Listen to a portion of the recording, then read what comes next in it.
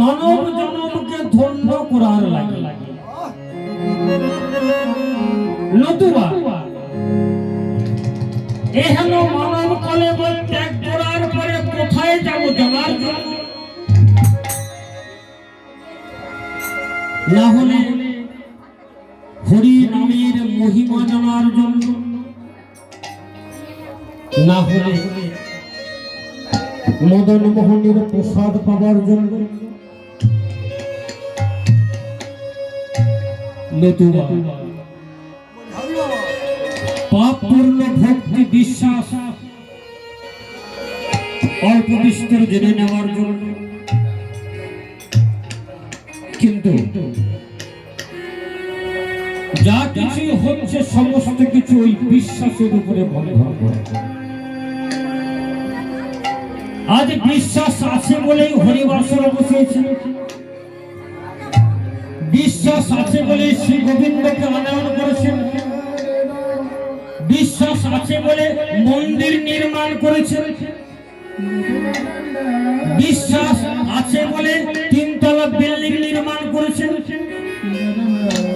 বিশ্বাস আছে বলে মাসাবতী পূর্ণিমা তিথিতে বাড়ি বাড়ি হরিলুটের বিধান করেছেন। তো বিশ্বাস আছে বলে আমরা গুরুচরণ আশ্রয় করেছি, বিশ্বাস আছে বলে একাগ্র চিত্তে বসে হরিকথা শ্রবণ করার মতি নিয়েছি। বলেই হলো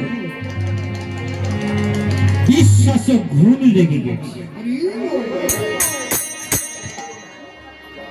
কারণ ভক্তমণ্ডলী ভক্তিমতী মা, আমরা যে ধরিত্রীতে জীবনযাত্রা অতিবাহিত করছি তা কেমন তর এইটা বোধহয় আমাদের জানা নেই। কেবল বিশ্বাসের উপরে ভিত্তি করে আমরা দিন থেকে একদিন দুদিন করতে করতে বছর কেটে যাচ্ছে, বছর করতে করতে আমাদের যাবার সময় হয়ে যাচ্ছে। হিসাব আর মিলাতে পারছি না, যখন যাবার সময় হলো তখন আর হাতে সময় নেই।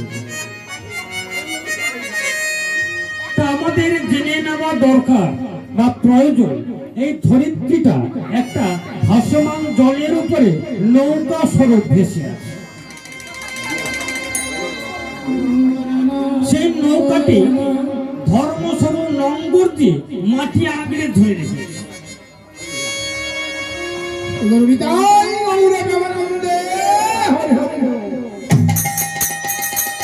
সেই লঙ্গরটা থেকে একটি রজ্জুর মানে দড়ি দিয়ে নৌকার ওই বিশ্বাস স্বরূপ ঠেকলায় বাঁধা। তো সেই বিশ্বাসে ঘুম লেগে গেছে, যার জন্য আমরা ওই হারিয়ে ফেলছি। বিশ্বাস করছি ঠিক, হরিনাম দিলে কিছু পূর্ণ হয়, হরিনাম শ্রবণ করলেও তিতাব জ্বালা থেকে মুক্তি পাওয়া যায়, বাড়িতে পূজা আদি করলে পুণ্যের সঞ্চয় হয়, ধর্মকে অবলম্বন করে চললে শান্তি পাওয়া যায়, গুরুজন আশ্রয় করে নামের ঝোলায় জপ করলে ভবপারের বেড়া খোলা যায়, এবং সুখ স্বচ্ছন্দে দিনাতিপাত করার মধ্য দিয়ে যদি ভগবত ভজনের সত্তাকে আগড়ে ধরতে পারি, তাহলে মরে যাবার পরেও যে 22 জন বিচারকের কাছে বিচার হয়, সেখানে আমাদের কিছু লাভ হতে পারে। মূলেই হলো বিশ্বাসে মিলাই বস্তু, তর্কে বহুদূর। তো যদি কারো সঠিক বিশ্বাস জেগে যায় ধর্মের উপর, তাহলে দেখবেন আর কিছুই অসুবিধে নেই, সে দ্রুততর এগিয়ে যেতে পারে।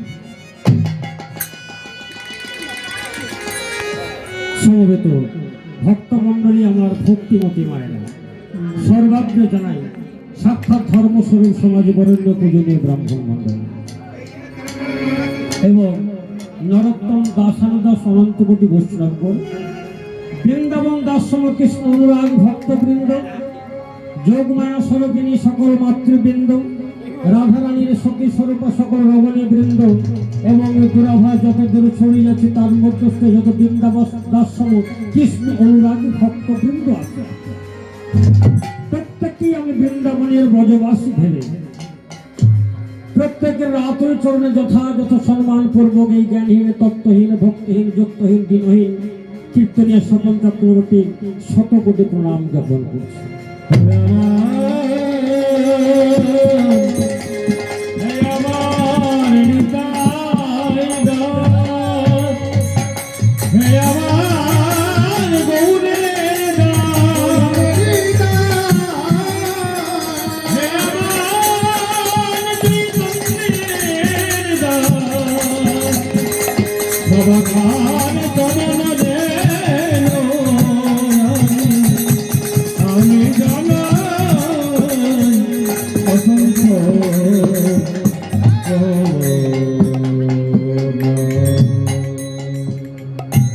বিশ্বাসের উপর দিয়ে কেমন তোর গোবিন্দ লাভ করা যায়, বিশ্বাসের উপর দিয়ে কেমন ভাবে নিজেকে পরিবর্তন করে নেওয়া যায়।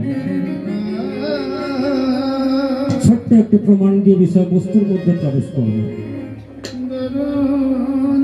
কারণ আমরা কলিযুগের মানুষ, ধৈর্য নেই। কেন ধৈর্য নেই? নিজেকে ধরে রাখা বা কন্ট্রোল করে রাখার মতো আমাদের বোধ নেই, হারিয়ে ফেলি। পাঞ্জাবের রাজা নবাব রণজিৎ সিং, তিনি একজন প্রজারঞ্জন রাজা ছিলেন। এমনই প্রজারঞ্জন রাজা ছিলেন, প্রজারা তার নামকরণ করেছিলেন পরশমণি। সেই পরশমণি নাম খ্যাতি নিয়ে তিনি রাজ্য বিচরণ করতেন। কোন প্রজা বলতে পারত না যে তিনি অল্প বিস্তর দুঃখের মধ্য দিয়ে দিনাতিপাত করছেন। সেই জন্য তারা নাম দিয়েছিলেন পরশমণি। একদিন হলো কি জানেন, এক বৃদ্ধ মা, বয়সটা প্রায় ৮০-র উপর, কেউ নেই, নিঃস্ব রিক্ত একা, একটি কুটিরের মধ্যে দিনাতিপাত করেন, কিন্তু ওই ভিক্ষা দীক্ষা করেই তার চলে। তেমনটা প্রায় বেশ কিছুদিন চলতে শুরু করেছে। একদিন ভিক্ষা করলে দুদিন চলে যায়, আবার একদিন বেরোয়। কেন না, মনের জোরও কমে যাচ্ছে, ধীরে ধীরে বয়সও বাড়ছে আর চলতেও পারছে না। ঠিক এমন অবস্থায় একদিন ঢাডরা দিয়ে জানালো যে আমাদের এইখানে এক মসজিদ উদযাপন করার জন্য পাঞ্জাবের রাজা নবাব রণজিৎ সিং মানে ওই পরশমণি আসেন।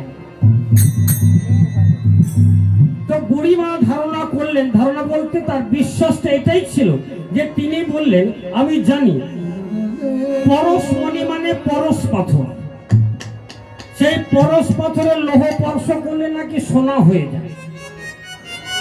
তো আজকে যখন পাঞ্জাবের ওই পরশমণি আসবেন, আমি আমার ওই লোহার ভাঙা কড়াই খুঁজে রেখেছি, আঁচলে করে নিয়ে যাব, কোনরূপ ভাবে গিয়ে তার চরণে স্পর্শ করে দেব, স্পর্শ করিয়ে দিলে আমার সে ভাঙা লোহাই কড়া সোনা হয়ে যাবে, সেইটা বিক্রয় করে করে বাকি জীবন আমি কাটিয়ে দেব। আর অন্তত আমায় মাথুপুরি করতে হবে না, ভিক্ষা করতে হবে না। এমনই চিন্তাধারার মধ্য দিয়ে শুধু দিন গুনে চলেছে। আর একটা ক্যালেন্ডারের কৃষ্ণের ছবিতে বসে বলছে দেখা দাও না গো,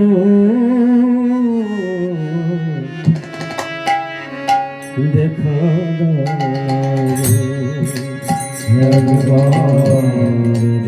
দাও না গো, আমার দেখা দাও না গো, দেখা দাও না গো, দেখা দাও না গো, দেখা দাও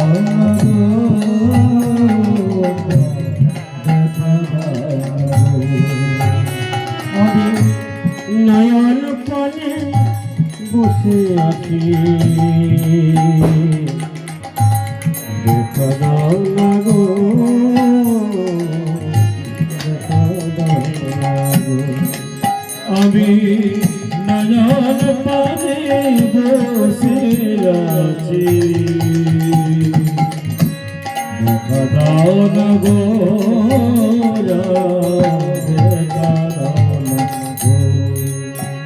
এমনই সেই ক্যালেন্ডারের কৃষ্ণের ছবিতে মনের কথাগুলো নিবেদন করে আর দিনাতে পাপ করে শুধু গাঁটটা ভুলে যায় কবে আসবে।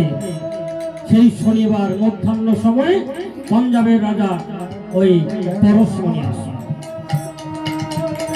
সেই লোহার কড়ার ভাঙা টুকরো আঁচলে করে বেঁধে লুকিয়ে নিয়ে যাচ্ছে পেট কাপড়ে করে। পরশমণির চরণে ছুঁয়ে সেই লোহার টুকরো গুলো সোনা হয়ে যাবে, বাকি জীবনগুলো বিক্রয় করে করে আহার্য ক্রয় করে গোবিন্দ চরণে নিবেদন করে বাকি জীবনটা কাটিয়ে। পরশমণি এসে গিয়েছে, বুড়িমা সোজা হয়ে চলতে পারে না, নুয়ে নিয়ে চলে, কিন্তু তার আঁচলে বাঁধা আছে লোহার ভাঙা টুকরো, পেট কাপড়ে লুকিয়ে নিয়ে যাচ্ছে। অগণিত লোকের সমারোহ, ভিড় কাটিয়ে কাটিয়ে বুড়িমা যখন পরশমণির লাগোয়া পৌঁছে যায়, তখন তাকে আবার 20 হাত পিছিয়ে দেওয়া।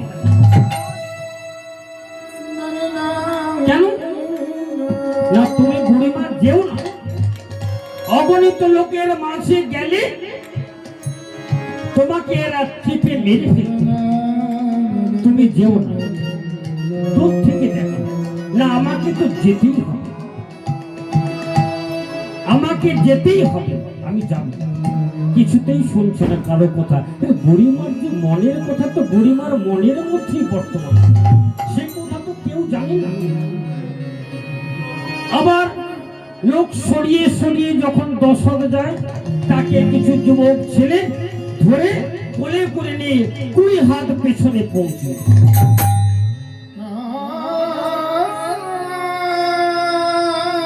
এমনটা বারংবার হতে চলছে, তখন ওই রাবত মানে হাতির পিঠে চড়ে পরশমণি যখন এসেছেন, দূর থেকে দেখতে পাচ্ছেন এই লীলার আচরণ। সেনাপতিকে বলছি, সেনাপতি আপনি জানতেন এক বুড়িমা আমার কাছে আসার জন্য কত চেষ্টা করছে, তাকে ওরা কোলে করে নিয়ে পিছিয়ে দিচ্ছে কেন? সেনাপতি নিজে গিয়ে বুড়িমাকে ফাঁকে নিয়ে গিয়ে জিজ্ঞাসা করলেন, মা এত ভিড়ের মধ্যে কেন আপনি যাচ্ছেন? না, আমি শুধু এক মুহূর্তের জন্য পরশমণির কাছে যাব, পরশমণির কাছে গিয়ে তাকে একটু স্পর্শ করেই চলে আসি। কেন মা, এত ভিড়ের মধ্যে কেন যাবেন আপনি? আমাকে বলুন, আমাকে পরশমণি রাজা আমাকে পাঠিয়েছেন যে বুড়িমার কি অভিপ্রায়, আপনি জেনে আসুন। কেন আমার কাছে আসতে চাইছে আর ওই যুবক ছেলেরা তাকে পিছিয়ে দিচ্ছে বারংবার? আমাকে বলুন, নিঃসংকোচে বলুন মা, কোনো অসুবিধা নেই, রাজা জানতে চেয়েছে। তখন বুড়িমা বললেন, জানো বাবা, আমি তো আর ভিক্ষা করতে যেতে পারি না, আর শরীরের বল নেই, তা আমার ভিক্ষা করেই চলে। তা আমি শুনেছি যে পরশমণি এমন একটা পাথর, যে পাথরের লৌহ টাচ করলে নাকি সোনা হয়। তা আমি সেই সোনা হয়ে গেলে ভাঙা লোহার কড়াই ভাঙা টুকরো গুলো এনেছি, সেটা শুধু পরশমণির চরণে ছুঁয়ে নিয়েছিল। সেই টুকরো গুলো যদি সোনা হয়ে যায়, বাকি জীবনটা আমি ওই সোনাটা বিক্রয় করে করে জীবিকা চালিয়ে দিই। সেই জন্য বারংবার যাচ্ছি, ওরা আমায় যেতে দিচ্ছে না। সেনাপতি গিয়ে নবাব রণজিৎ সিংকে সবকিছু বললেন। নবাব রণজিৎ সিং শুনে তার চোখটা জলে ভরে গেল। আমাকে তো ওরা নাম দিয়েছে পরশমণি, কিন্তু বুড়িমা সত্যি পরশমণি ভেবে তার বিচার বিশ্লেষণকে হারিয়ে ফেলে আমার চরণে লোহার টুকরো ছুঁয়ে সেই লোহার টুকরো সোনা করে নিয়ে সেই সোনা বিক্রয় করে তার জীবিকা চালাচ্ছে। নবাব রণজিৎ সিং এর চোখ দুটো জলে ভরে গেল।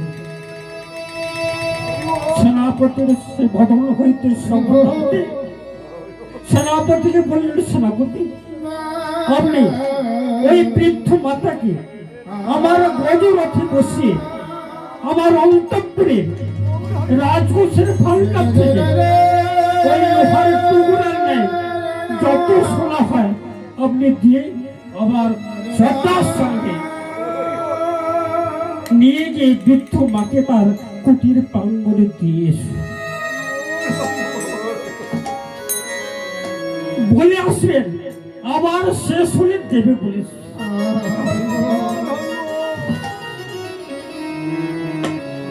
কি বিশ্বাস, কি সুরাস ভক্তমণ্ডলী, বিশ্বাস যদি জানা জাগে আপনাদের মধ্যে, তাহলে গোবিন্দ আপনার মনের ঘরেও নয় আর কেন্দ্রে নয়। শুধু শুধু সময় দিয়ে কিরা এখনো বর্তমান জাগতিক জগতে অনেক ব্রাহ্মণ অনেক বৈষ্ণব রয়েছেন, দীর্ঘদিন ধরে গোবিন্দ চরণাশ্রয় করেছেন, কিন্তু দুঃখের বিষয় নিজেকে পরিবর্তন করতে পারল না।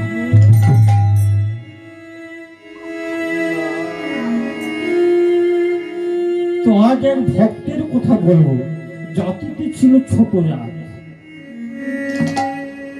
তাঁতির বাড়ি ছিল। আমরা সমবেত হয়েছি কৃষ্ণ অনুরাগের কথা শ্রবণ করার জন্য। আমি কোনো আলাদা কথা বলবো না, আমি ভক্তির কথার মধ্য দিয়ে যুক্তিসঙ্গত কথা দিয়ে ভাব আর ভক্তি দিয়ে, প্রকৃত ভক্তি যদি আপনার মধ্যে না থাকে তাহলে ভজনের কম আপনার মনের ঘরেও নয় আর কেন্দ্রেও নয়।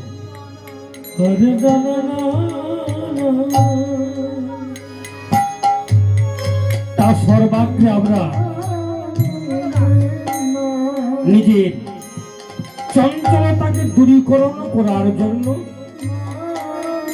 মনটাকে শান্ত করার জন্য, মনটাকে স্থির করার জন্য একটু কৃষ্ণ নাম করে নেব, তারপরেই প্রবেশ করে যাব বিষয়বস্তুর মধ্যে।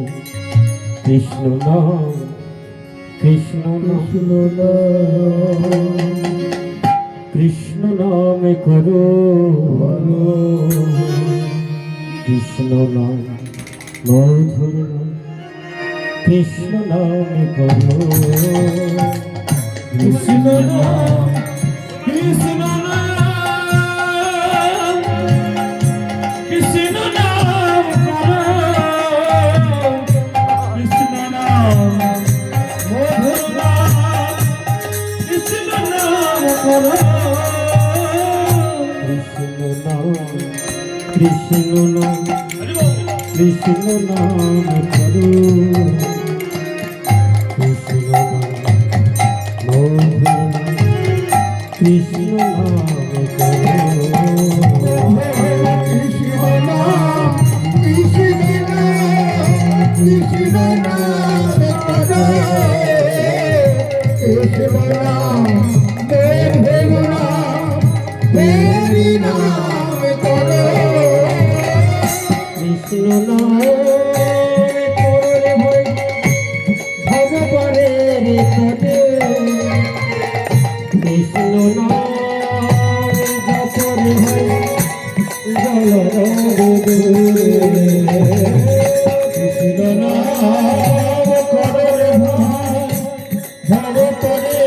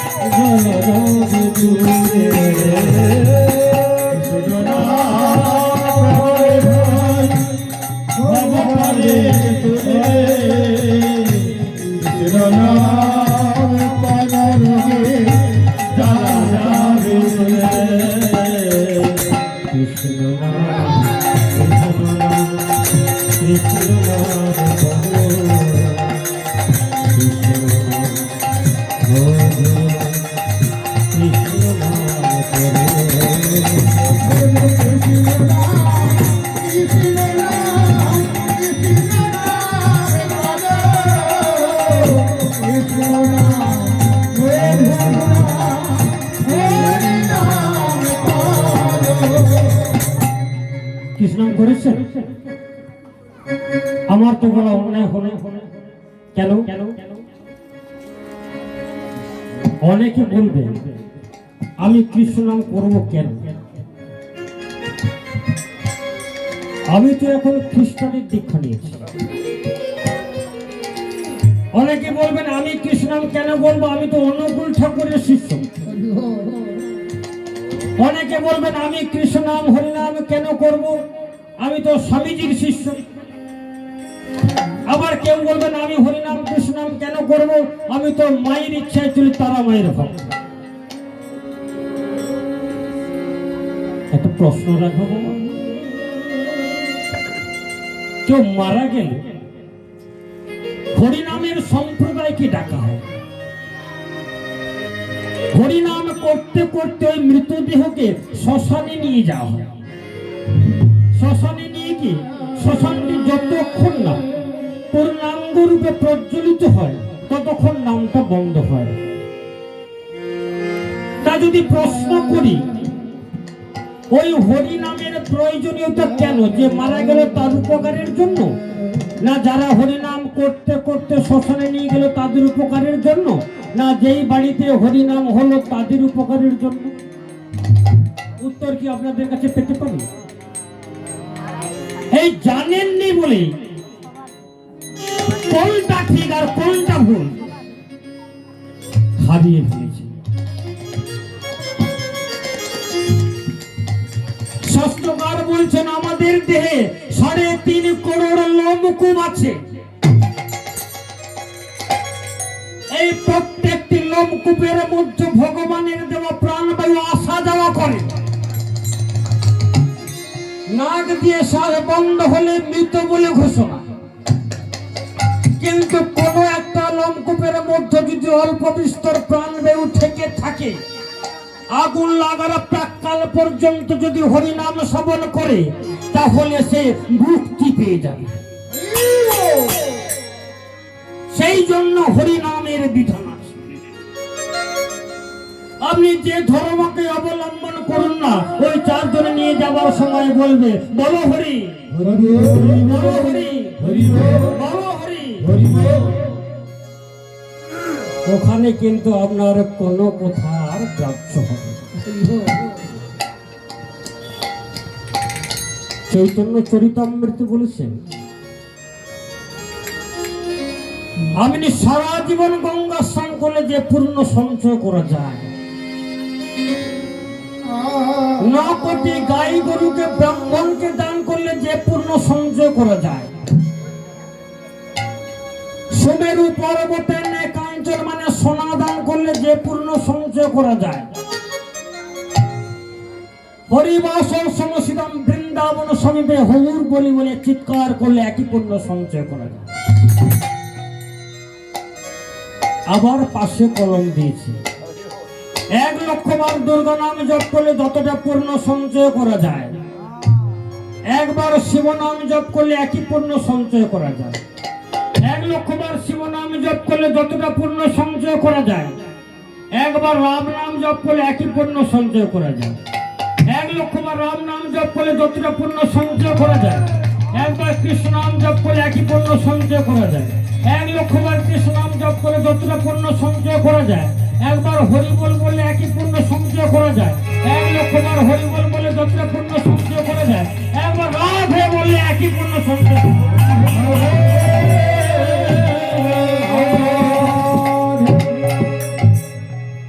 তাহলে আমি যে গাইলাম আপনারা গিয়েছেন, গান কেন না ভালো করে বুঝতে পারি বিষয়টা কি। আমরা আম বাগানে প্রবেশ করেছি, ঝুলে আছে আম, ওই আম বাগানের মালিকের সঙ্গে কথা বলছি। আরে কেন লাইন যেটা দিয়ে রাখেনি? রাধে রাধে